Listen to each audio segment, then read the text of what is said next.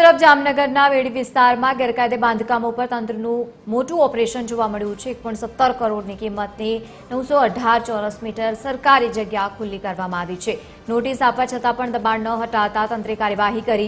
વહેલી સવારથી જેસીબી અને ટ્રેક્ટર સાથે આ કાર્યવાહી કરવામાં આવી છે। કોઈપણ અનિચ્છનીય ઘટના ન બને તે માટે પોલીસનો કાફલો પણ તૈનાત છે।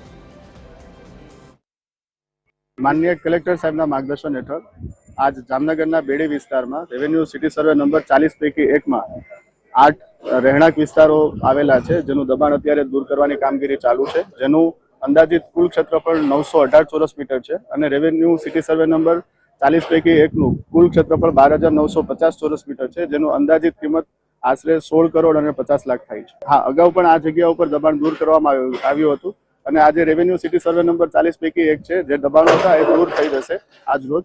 એટલે જે અંદાજિત કિંમત 16 કરોડ અને 50 લાખની જે દબાણવાળી જે જગ્યા હતી એ હવે એકદમ ક્લીન થઈ જશે। જામનગર જિલ્લામાં સિટી બી પોલીસ સ્ટેશનની હદમાં બેડેશ્વર વિસ્તારમાં કુખ્યાત સાયચા ગેંગના ઉપર જે ગુજસીટોકના ગુના દાખલ કરવામાં આવેલા હતા, એના તપાસ દરમિયાન એની જે ગેરકાયદેસર વસાવેલી મિલકત તપાસ કરતા અહીંયા આજે એક બેડેશ્વર વિસ્તારમાં 918 સ્ક્વેર મીટરના જે દબાણો સરકારી જમીન ઉપર કરવામાં આવેલા હતા, એને આજે જિલ્લા વહીવટી તંત્ર દ્વારા ડિમોલિશ કરવામાં આવી રહ્યું છે, જેની અંદાજિત કિંમત 1.25 કરોડ રૂપિયા છે।